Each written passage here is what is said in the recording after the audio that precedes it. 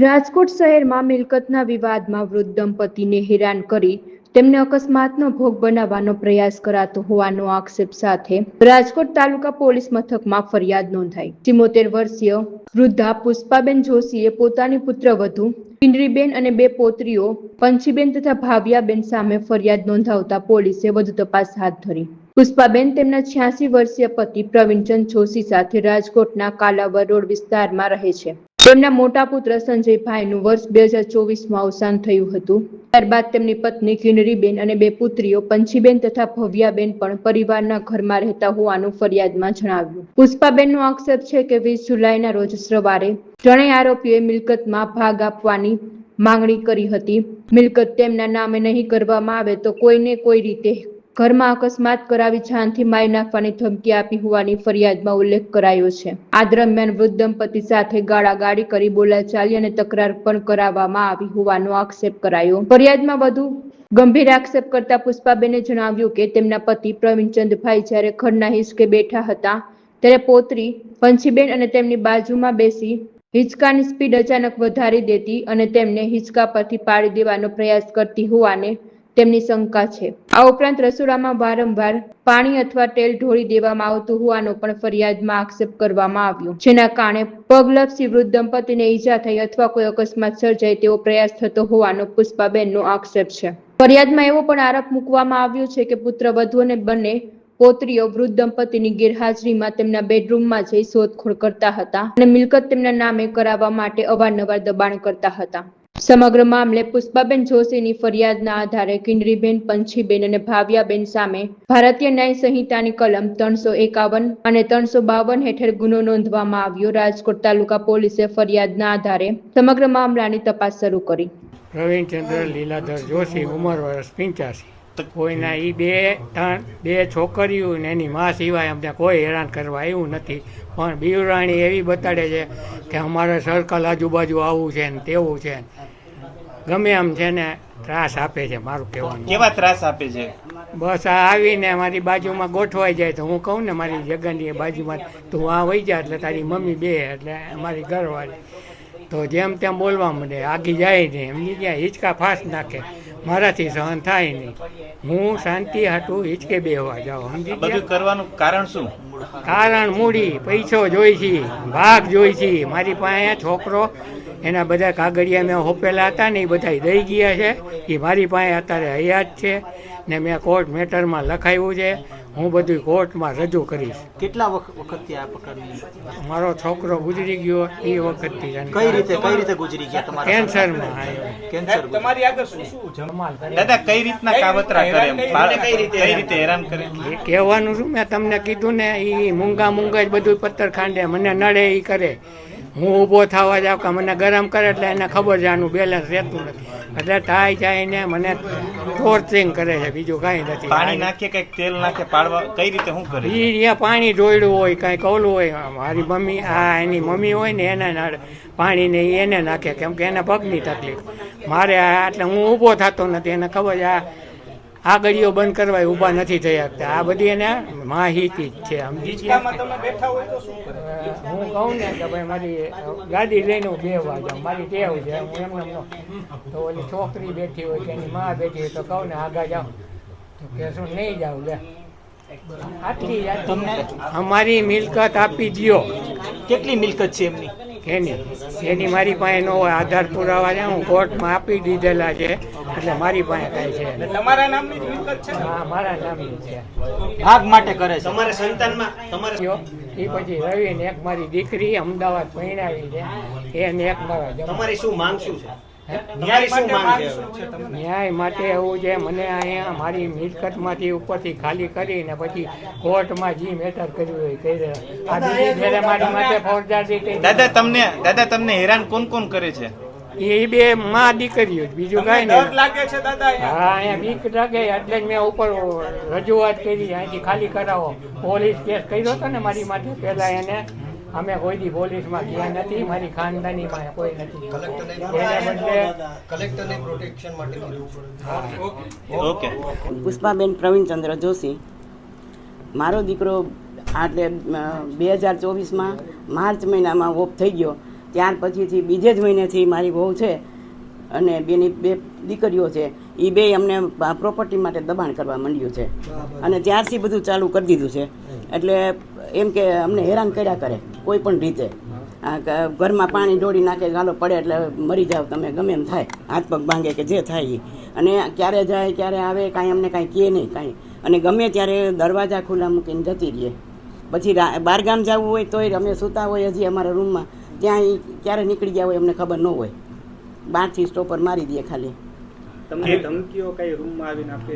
એ રૂમમાં એટલે આ બસ આમ જ એમ પ્રોપર્ટી માટે અમને અમારું આપી દો ઝટ, બીજું કાંઈ નહીં અમને. એના માટે દબાણ કર્યા જ કરે છે. અને અમે અને એવી રીતે કોશિશ કરીએ માનસિક રીતે બધી રીતે પાણી ઢોળી નાખે એટલે અમે પડીએ લપસીને. કાંઈ પણ અમારે મૂકવા કરવા જવું હોય નીચે, પછી મારા પગનો દુખાવો થઈ ગયો છે એટલે ગોઠણનું ઓપરેશનનું કરવાનું કીધું છે ડૉક્ટરે. પણ એ કે તમે ધ્યાન રાખજો, પડો નહીં ને એનું ખાસ ધ્યાન રાખવાનું. એટલે અમે મશીનને છે ને એટલે પછી અંદર લીધું, નહીં તો 25 વર્ષથી અમારું બહાર જ પડ્યું હતું મશીન, અને એ બધા ધોતા જ હતા કપડાં. પણ હવે એ પછી બધું એવું કર્યું. પછી અમે બધી જગ્યાએ અત્યારે ડોમેસ્ટિક આપણે કેસ કર્યો છે, પછી કલેક્ટરમાં ગયા છીએ, પછી લોક અદાલતમાં ગયા છીએ, પણ ક્યાંય માનતી નથી. અહીંયા બેસાડીને સમજણ કરાવી કે ભાઈ શાંતિ રાખો તો બધું થઈ રહેશે, પણ વ્યવસ્થિત થશે એમ. દાદા અશક્ત છે ને હિંચકા ઉપરથી ક્યાંક? હા, એટલે હિંચકા ઉપર એમાં એવું છે કે એ જ્યારે બેઠા હોય ને ત્યારે એની દીકરી પછી બાજુમાં બેસી જાય ને પછી એવા ખોટા ઓલા કરવા માંડે અને કે હિંચકા વધારે નાખવા માંડે એમ કે ભલે પડી જતા એમ. અને એક ગાળું બોલવા માંડે જેમ તેમ દાદાને, બધી એવી રીતે બધું બહુ હેરાન કરવા માંડે તમને. રસોડામાં તેલ ઢોરવા? હા, એવું બધું ઈ કોશિશ ખરી કાંઈક એમાં કર્યા જ કરે. ન્યાય માટે અમે એમ જ કહી છીએ કે ભાઈ શાંતિ રાખે તો દાદા બધાનું સરખું કરશે, બરાબર. એ સિવાય કાંઈ થવાનું નથી. અને પછી અમને છે ને દાદાને બહુ ઉશ્કેરે, એટલે અમારે 2 બીપી વાળા છીએ, એટલે પછી અમને ઉશ્કેરે એટલે પછી અમારાથી તો પછી નો કંટ્રોલ થાય બધો. અને આ દાદા 2-3 વાર એવી રીતે માંદા પડી ગયા છે. પડી ગયા આ કહું છું ખરી 2 વર્ષથી.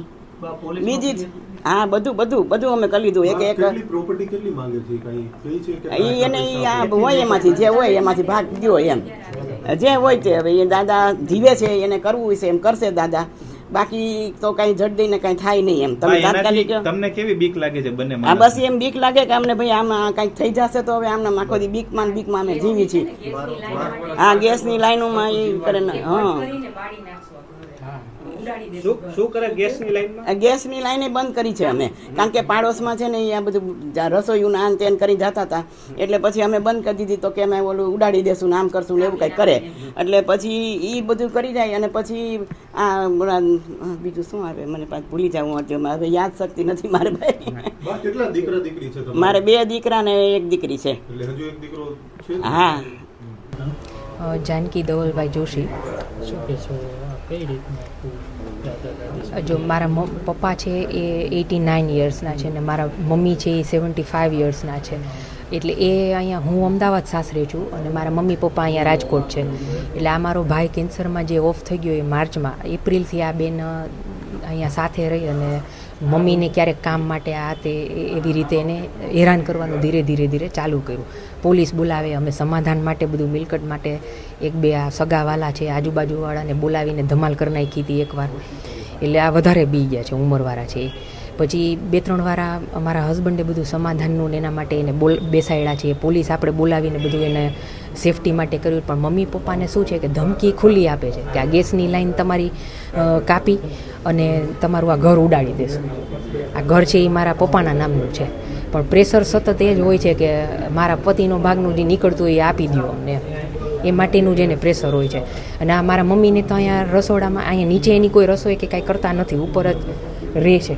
એટલે અહીંયા નીચે એ કંઈક 2 કામ કરતા હોય એમાં પાણી ઢોળે છે, ક્યારેક તેલ ઢોળે, કે એને અકસ્માત કરાવવાનું કે ગમે એમાં ઉપર મારા મમ્મી પપ્પા કેમ વહેલા હાર વયા જાય, એ એટલી જ એની ડરામણી જે ટાઈપની હોય છે અલગ રીતે. એટલે કે જો હિંચકે બેઠા હોય તો ત્યાં મોટી દીકરી ગાળા ગાળી અને એને ઉશ્કેરે, એટલે એને બીપી વધી જાય આ તે છે ને કાં મોટે મોટી હિંચકાણ નાખવા માંડે એટલે ઓલાનું બેલેન્સ રહે આ 89 વર્ષનાનું અને આ ઘરમાં અંદર દેકારા થતા હોય મમ્મી જોડે એટલે તો એ બહાર પપ્પા શાંતિ માટે ગયા હોય તો એ હિંચકામાં આવું કરે છે અંદર મમ્મી હોય તો બહાર પાણી ઢોળે કે અંદર તેલ અહીંયા વચ્ચે વચ્ચે ક્યાંક ક્યાંક ટીપું હોય કે ઓલા સ્લીપર પહેર્યું હોય તો લપસી જાય કે એવા ઈરાદા એના એવા અને સતત બીજી ચાવી કરી દો ઘરમાં ક્યારેક આ મારા પપ્પા સૂતા હોય છે અહીંયા કાંઈ તરત એકદમથી તો એ ઉંમરવાળા છે તો ન ઊભા થઈ શકે એમ તો હમણાં હાથમાં વાગી ગયું હતું ત્યારે 1-2 વાર રૂમમાં આવવાની કોશિશ કરીને કે મિલકતનું દસ્તાવેજ ને આ તેની કંઈ મળી જાય તો એમ કે સાઇન કરી દઈએ એ માટેની ધાક ધમકી એને વધારે આપે અને હમણાં 20 જુલાઈએ જે કલેક્ટરમાં અમે મારા મમ્મી પપ્પાને લઈ ગયા ને મમ્મીને લઈ ગયા ને ત્યાં અમે આ જ રજૂઆત કરી છે કે પોલીસ કોર્ટ કેસ કર્યા છે આ કર્યું છે છાપામાં આપ્યું છે તેમ છતાંય એ 20 જુલાઈએ જે કલેક્ટરને કર્યું આ મિટિંગ થઈ છે ને એ બીજે દિવસથી તો હમણાં 8 દિવસથી મારે ફોન આવ્યો કે આવી રીતના હેરાન કરવા માંડી જાય પાણીની ડોલું ઢોળે છે ને અમે હું જ્યાં હાલું ને ત્યાં આવા ઈરાદાથી જ એ બધું કરે છે એટલે આ છેલ્લા હમણાં 8 દિવસથી તો વધારે કલેક્ટરની મિટિંગ પછીથી આ મારા મમ્મીને હમણાં ધમકી દેવાનું વધી ગયું છે કે સાઇન કરી દો અને અમારો અમને ભાગ આપી દે પ્રોપર્ટી માટે થઈને હા એટલે કોણ કોણ છે આમાં આ મારા મોટા ભાઈની વાઈફ કિન્નરીબેન સંજયભાઈ જોશી ને એની 2 દીકરીઓ પંછી સંજયભાઈ જોશી ને ભાવિયા સંજયભાઈ જોશી એક 25 વર્ષની છે એક 23ની ને એકની હમણાં મેરેજ થઈ ગયા છે એમાં કંકોત્રીમાં એ દાદા દાદીનું નામ નથી એટલે એને મારા મમ્મી પપ્પાએ કાંઈ લેવા દેવા જ નથી બધું મિલકત હારે જ લેવા દેવા છે મારી માંગ એ જ છે કે આ મારા મમ્મીને રોજ મારે ઉઠીને પેલો ફોન કરવો પડે છે કાંઈ ઘરમાં તમને કાંઈ ધાક ધમકી કાંઈ શાંતિથી રહેવા દે છે એટલે આ એક ઉંમરવાળા 2 છે ને એને 5-6 વર્ષ જે જિંદગી બચી હોય ને હવે શાંતિથી જીવવા દે 2 વર્ષથી હેરાન કરે છે